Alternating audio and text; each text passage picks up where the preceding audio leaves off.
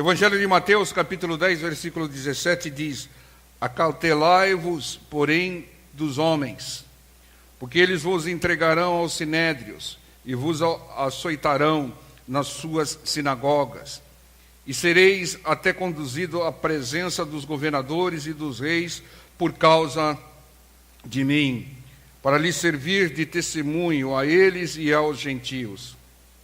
Irmãos, algumas coisas nós vimos nesse texto aqui. Vos açoitarão nas suas sinagogas.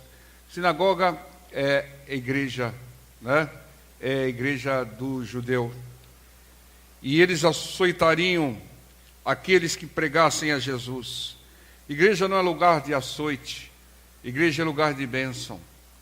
E aqui mostra que eles estão dominados pelo inimigo contra o evangelho do reino dos céus que os discípulos estavam levando.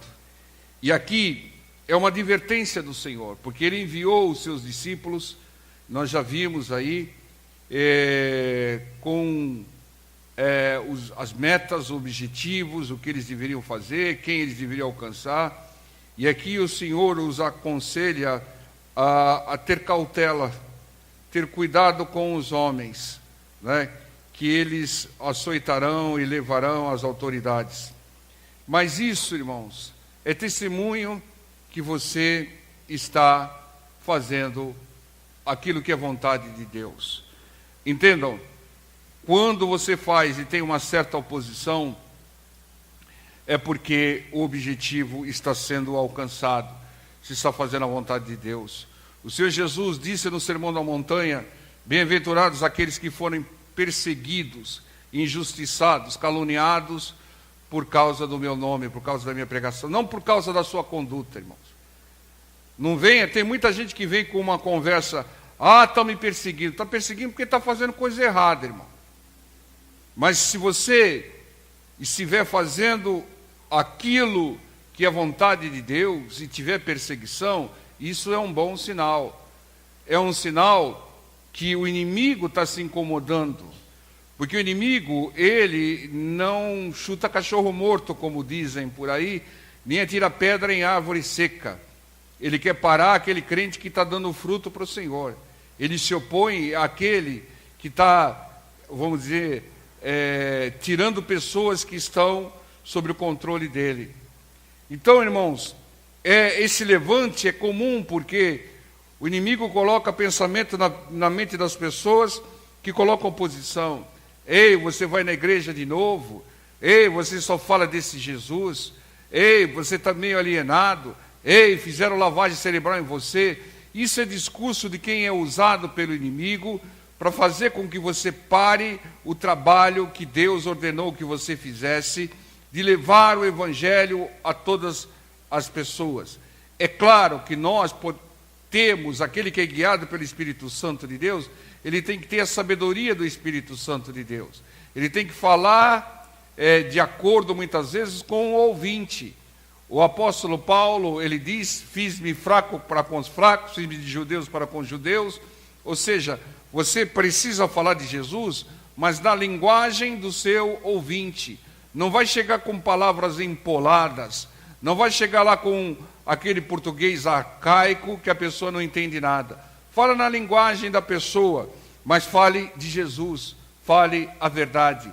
E não pare de falar em função da oposição, do levante. Procure adaptar, procure melhorar, procure usar de sabedoria, procure estar conversando, aquela conversinha que você conversa normalmente, encaixa a palavra de Deus.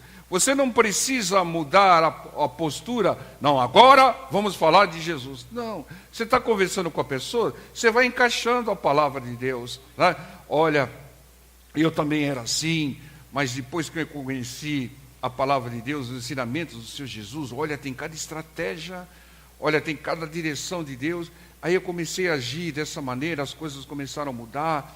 Eu tenho certeza que vai mudar na sua vida também. Olha, o Senhor Jesus tem essa estratégia, tem aquela outra estratégia. E vai falando de Jesus, e depois fala de salvação. Tá? E dessa maneira, irmãos, é dessa maneira que a gente faz com que o evangelho avance. É claro que vai ter oposição, Certa vez, eu estava na casa de uns parentes, e tinha um parente lá que começou a me interrogar. Não, agora você é crente, né? Agora você até é obreiro de igreja, e como é que é isso? E eu comecei a falar de Jesus, tal, a pessoa se interessando, arregalando o olho, e veio alguém falando, mas não sei o quê, mas não sei o quê, não sei o quê, e desviou toda a atenção, atrapalhou toda a conversa. Essa oposição sempre vai ter, irmão. Sempre vai ter uma pessoa influenciada pelo inimigo que vai atrapalhar lá a sua conduta, a sua pregação, o seu evangelismo. Mas isso não é razão para que impeça você de tentar num outro momento, de uma outra maneira, né? Então sempre vai haver, né? E nós seremos perseguidos em função disso. Irmãos, servir ao Senhor é se opor ao mundo. Se você estiver agradando o mundo, irmão, tem alguma coisa errada com você, irmão. Você me perdoe falar dessa maneira. Mas as pessoas do mundo me amam, gostam de mim. Então tem alguma coisa errada com você, irmão. Tem, irmão. Você ainda não tomou posição em Cristo. Porque a palavra do Senhor diz que aquele que ama o mundo não ama a Deus. Irmão, você tem que decidir, irmão. Ou você ama o mundo do jeito que está, né? Ou você ama Deus, irmãos. Ama a palavra de Deus, a conduta do Senhor. Não, mas tem algumas coisas. Não tem coisa nenhuma, irmão. Não tem coisa nenhuma. É claro que tem pessoas boas no mundo, com conduta moral elevada, que ainda não conhecem Jesus. Mas a maioria, irmãos, está cada vez mais se denegrindo. Você está vendo, irmão? Você vê as mídias aí, o que passa, é só pornografia, é só besteira, é só palavrão, é só coisa, traição, é assassinato, né? Assassinato de primeiro grau, que é o aborto, né? E defendem isso ainda. Aquilo que Deus chama de abominação, união de pessoas com o mesmo sexo, irmão. Fala, não, isso é moderno, é evolução. Evolução nada, irmão. Pode ser evolução para vocês no mundo, mas para o meu Deus, a minha posição não é uma posição particular. A minha posição é a posição do meu Deus. Meu Deus diz que é abominação. Se o meu Deus diz que é, eu creio e assumo. Tá? Então, e você vai ter oposição, vai ser chamado de radical, vai até ser perseguido, irmão. Mas você tem que tomar uma posição, irmão. Você tem que assumir o evangelho. Não pode querer agradar o mundo, irmão. O mundo vai te agradecer quando ele... algumas pessoas do mundo vão te agradecer quando elas se converterem. Poxa vida, naquela época que eu estava perdido, você falou de Jesus, tal, hoje eu te agradeço, irmão. Eu fiz isso, irmãos. Eu fiz isso, tinha no meu passado algumas pessoas que vieram falar de Jesus, né? E eu desconversei, até zombei. E depois que me converti, eu fui lá para a pessoa e fui agradecer, irmão. Falei, obrigado por ter falado, por ter me alertado. Teve um, irmãos, que até veio aqui na igreja uma certa vez, né? Vejam só o que eu fiz. Ele era um alcoólatra. A pessoa era um alcoólatra. E ela se libertou do alcoolismo, se converteu. Então ela estava com aquele primeiro amor. Ela ligava o rádio e ficava só ouvindo, na casa dela, a esposa contava para a gente. Ficava só ouvindo pregações, a palavra de Deus, estava convertido, liberto, não colocou mais nem uma gota de álcool na boca, né? O dia que ele foi na minha casa, irmãos, vejam só como o diabo é sujo, né? Eu ofereci a ele cerveja, irmão.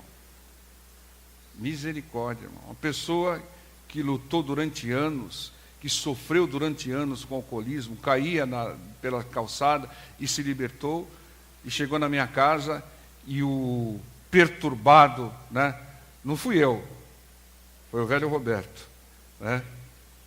E já deu um tiro nele, e está morto, está sepultado, embaixo das águas. Ofereceu cerveja para a pessoa, irmão. Imagina se ele pega aquele copo lá e volta tudo, né? Graças a Deus que ele rejeitou e falou ainda de Jesus. E depois eu agradeci tanto a ele quando eu me converti, né? E até convidei, ele mora na Bahia hoje. E aí teve uma vez que ele veio da Bahia e esteve aqui num culto aqui, só para me ver pregar. Fala, poxa vida, quem te viu e quem te vê. É assim, a vida é assim, irmãos. Então tem pessoas que estão se opondo ao Evangelho, que vão se converter e vão te agradecer, irmão. É por isso que você tem que perseverar mesmo em função da perseguição. E aqui o versículo 19 e 20 diz, mas quando vos entregarem, não vos dê cuidado como o que haveis de falar, porque naquela mesma hora vos será ministrado o que haveis de dizer. Porque não sois vós quem falará, mas o Espírito de vosso Pai é que fala em vós. Ô glória! Ô irmã, quando você estiver fazendo a vontade de Deus, não é você que vai falar não, viu? O Espírito Santo de Deus vai falar através de você. Entenda, irmão. A gente tem que parar com esse negócio do nosso intelecto. Eu não sei como falar. Pastor, eu não sei como pregar. O Espírito Santo vai te capacitar, irmão. Vai te capacitar. Ele vai colocar no seu coração a palavra, vai colocar no seu coração a mensagem, né? E você vai falar. Então não se refute a falar, não se refute a pregar, irmãos. Né? Fala, Senhor, eis-me aqui. Eu vou lá, Senhor. Se eu tiver chamado, o Senhor confirma. Se eu não tiver chamado, o Senhor não confirma. Você me dá uma outra direção, né? Mas não pode falar, eu não sei falar, e eu não sou assim, e eu não sei o que lá. Não, irmãos. Deus usou até um gago, irmão. Porque o Moisés, é claro que colocou o irmão dele do lado, né? Mas entenda, irmãos, a gente não pode... Irmão, a gente tem que aprender, irmãos, a separar a nossa vontade e a vontade de Deus, irmão. Poxa, eu não quero isso, eu não quero fazer isso, eu acho que não dou para isso, mas e a vontade de Deus, irmão? Foi Deus que falou para o Moisés, irmão. O Moisés falou, Senhor, eu não dou para isso, Senhor. Eu sou gago, né? Pesado de língua, pesado de palavras, nem sei falar direito, as pessoas não entendem quando eu falo. Como se dizendo, Senhor, o Senhor não sabe que eu sou gago. Irmão, Deus sabe que você é gago, irmãos. Deus sabe que você é isso, que você é aquilo. Deus sabe tudo a respeito de você. E quando Ele te chamou, Ele não se enganou, não. Falou, Moisés, desculpe, eu não percebi que você era gago, tá? Então eu vou chamar um outro. Não, irmãos. Deus falou, quem te fez gago? E quem te colocou o Cid Moreira como irmão seu? Fui eu, irmão. Está tudo preparado por Deus. E o Moisés falava, o Arão repetia, o povo entendia, o faraó entendia, e glória a Deus. E muitas vezes Deus tem propósito, porque imagine se Deus cura a gagueira, tá bom, está curado da gagueira, pode ir pregar. Aí o Arão ia falar, eu não tenho o que fazer, Senhor, o que eu vou fazer? Eu era intérprete do meu irmão, agora o Senhor curou ele, agora eu estou sem emprego, Senhor, né? Me recolhe, Senhor. Então Deus tem propósito para todo mundo, irmão. Muitas vezes você vai dar suporte para alguém. Outras vezes, você vai ter que vencer uma limitação sua, porque é a vontade de Deus. Irmão, a nossa vontade só atrapalha, irmão, né? A vontade de Deus é boa, perfeita e agradável. Quando a sua vontade está em concordância com a vontade de Deus, aí é o melhor dos panoramas, né? Porque aí você está contente, agradável, confortável, e Deus está se agradando, né? Então o que você tem que fazer, irmão? Transformar a sua vontade na vontade de Deus, para que o Espírito Santo de Deus fale através de você. O Espírito Santo de Deus, Ele quer nos usar, né? E Ele quer usar você. Fala para o seu irmão do lado, o Espírito Santo quer usar você, irmão. Amém? Irmão, você pensa que você está sendo abastecido com a palavra de Deus à toa? Para ficar estocando só? Para você ficar crescendo, se fortalecendo em fé, se fortalecendo em sabedoria? Não, irmão, você tem que estar distribuindo, você tem que ser um semeador do Senhor. Amém? Seja qual for a oposição. E o versículo 21 e 22 diz, e o irmão entregará à morte o irmão, e o pai o filho, e os filhos se levantarão contra os pais e os matarão. Misericórdia. E odiados de todos sereis por causa do meu nome, mas aquele que perseverar até o fim será salvo. O Senhor está advertindo seus discípulos, haverá traição entre entes queridos. porque o inimigo vai usar, e como usa a família, né? Nós somos odiados por causa de Jesus. Todos aqueles que servem ao Senhor têm uma grande rejeição, principalmente do mundo, né? Mas o que perseverar será salvo. Irmão, tem que perseverar para ser salvo. Perseverar obedecendo. Tem muita gente que fala, aceitei Jesus, agora vou voltar lá para o mundo. Não, para com isso, irmão. Se desviou, significa que você não crê. Para ser salvo, qual é a condição? Crê no Senhor Jesus. E quem se dizia do Senhor Jesus, crê? Não crê. Quem não persevera, crê? Não crê. Então nós temos que ter esse entendimento, irmãos. Tem que aceitar Jesus a cada dia. Tem que provar que você crê no Senhor a cada dia. Porque não adianta a pessoa vir com uma confissão num dia, no dia seguinte está lá no boteco. Ou está fazendo outra coisa, fazendo aquilo que contraria a vontade de Deus. Não, isso é hipocrisia, irmãos. Isso é querer ter uma vantagem. Esse negócio de salvação é bom, né? Então eu aceito o Senhor Jesus e depois volta. Não, você tem que aceitar de corpo, alma e espírito. Você tem que aceitar, abrindo mão da sua vontade e fazendo a vontade de Deus, obedecendo a palavra do Senhor. A obediência é a única prova que você crê em Deus, que você crê na palavra dele e que você vai ser salvo. Então tem que perseverar até o fim. Tem que perseverar até a morte. Entende, irmãos? Não pode.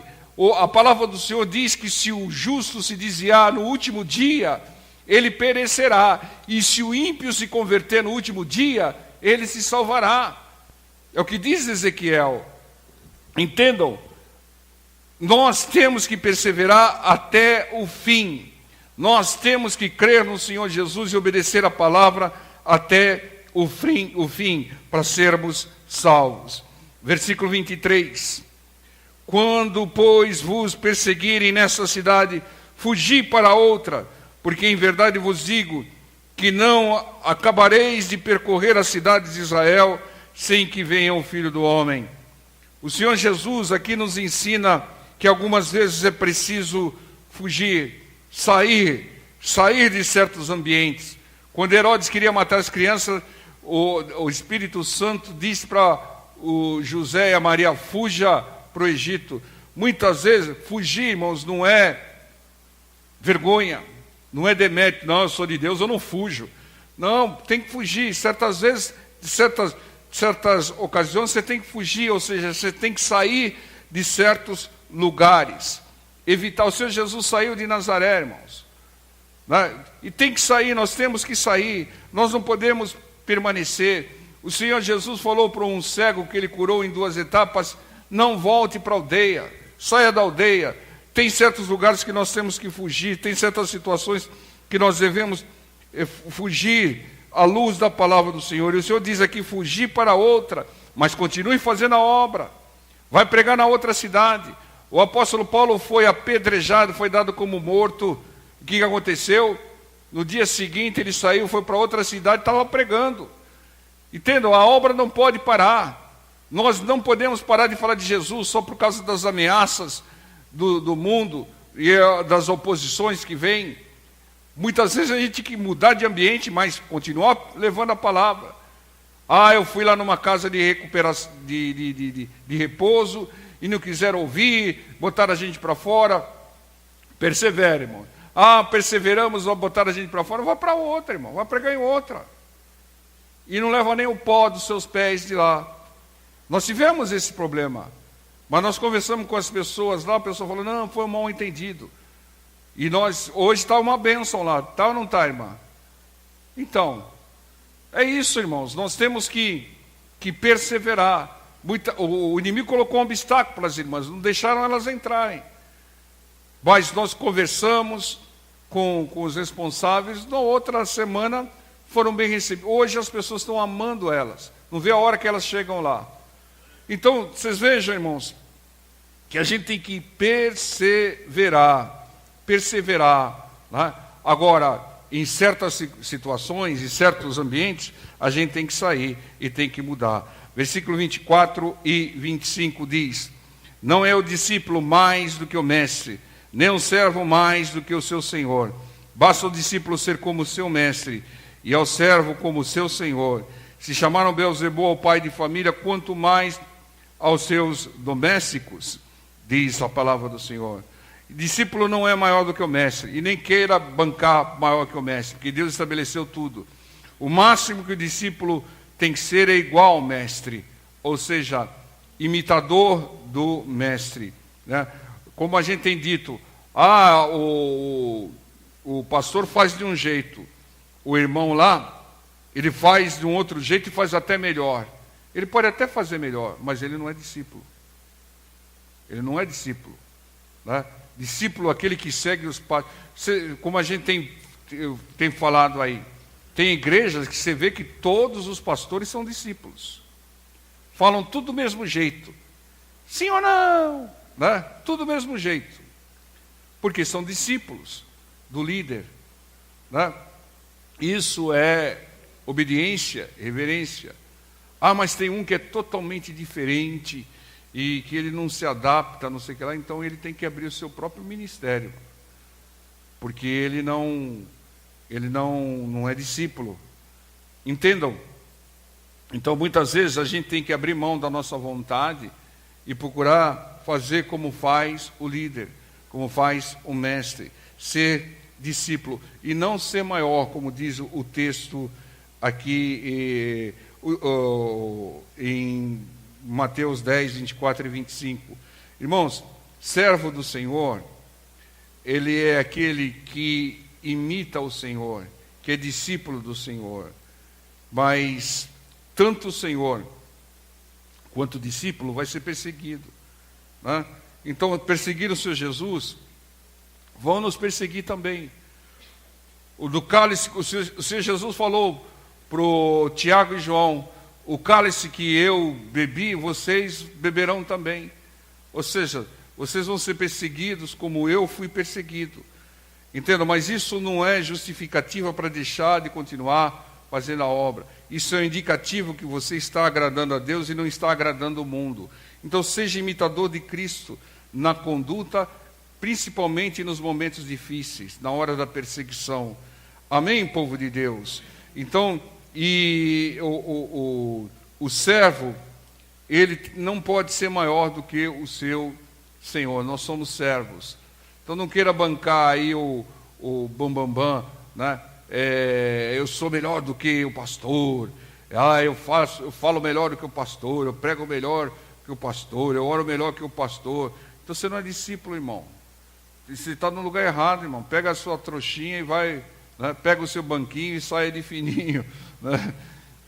Então, porque o discípulo, ele acata, irmãos. Muitas vezes ele vai atingir uma certa maturidade que vai falar: agora chegou a hora de eu partir, né? Mas muitas vezes Deus capacita uma pessoa para que ela siga o seu mestre até o mestre estiver lá, né? O dia que o mestre sair, ela assume, porque a igreja não vai sentir muita diferença. Não, Deus recolheu o pastor, ou glória, né? Então vem aí o discípulo. O discípulo não pode ficar inventando coisa não, porque o povo já está acostumado com a pregação, com as revelações de Deus, né? É vontade de Deus, irmãos, não vontade humana. Vontade humana só atrapalha. Fala para o seu irmão do lado: sua vontade só te atrapalha. Irmãos.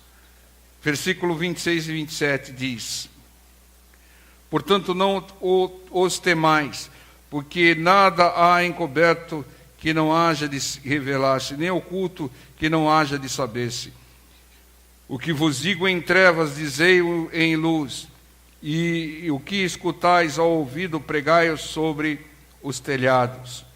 Irmãos, tudo no tempo certo será revelado. Nada vai ficar em oculto. E o que o Senhor nos revela, nos revela a nós em oculto, devemos pregar a luz em lugar de destaque, sobre os telhados, como diz aqui, para que todos possam ouvir. O Espírito Santo de Deus, ele não privilegia ninguém. Não, essa revelação é só para você. Não, irmão. compartilhe a revelação do Espírito Santo de Deus com as demais pessoas. Porque quando o Espírito de Deus age, quando Deus age, Ele não quer abençoar uma só pessoa. Mas só uma pessoa recebeu o milagre, pastor, está testemunhando. Mas o testemunho dela vai abençoar muita gente. Esse é o propósito de Deus, sempre abençoar muita gente. Há um caso que isso salta aos olhos. Havia uma moça crente fiel, chamada Dorcas. E ela era fiel ao Senhor, e ela morreu. Foi salva, foi recolhida pelo Senhor. Uma pessoa foi salva, oh glória a Deus. Mas o que aconteceu? Pedro foi lá e a menina ressuscitou. E aí vem alguém e fala, ela ressuscitou, mas agora ela pode se desviar. Ela ressuscitou, mas agora ela pode perder a salvação.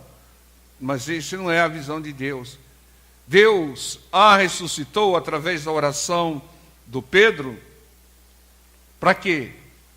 O texto diz, muitos se converteram. Então muitas vezes Deus opera um milagre para que muitos se convertam. O propósito de Deus sempre é abençoar muitos, e não só especificamente um. Senhor, eu quero uma bênção na minha vida para que, através do meu testemunho, muitos sejam alcançados e muitos sejam abençoados. Pense em muitos. Pense nas pessoas que te cercam. Não pense só em você. Nós não podemos ter esse pensamento tacanho e limitado de, eu só quero para mim, só para minha família. Não, eu quero que todas as pessoas que me rodeiam sejam abençoadas através do meu testemunho, através do meu milagre, que eu possa continuar servindo essas pessoas. É isso que Deus quer. E aqui diz que nós temos que pregar isso sobre os telhados, ou seja, em lugar de destaque. Então, para que todos possam ouvir e crer no Senhor. Entenda, irmãos, quando nós agirmos dessa maneira, as coisas mudam. Quando nós começarmos a pedir para Deus coisas que não são especificamente para nós, mas coisas que vão abençoar a muitos, a situação muda em nome do Senhor Jesus. E nós temos que crer nisso e agir dessa maneira. Senhor, eu quero essa bênção para que eu possa testemunhar e muitos se convertam. Eu quero essa bênção para continuar levando a sua palavra para muitas pessoas. Amém, igreja do Senhor? Vamos orar.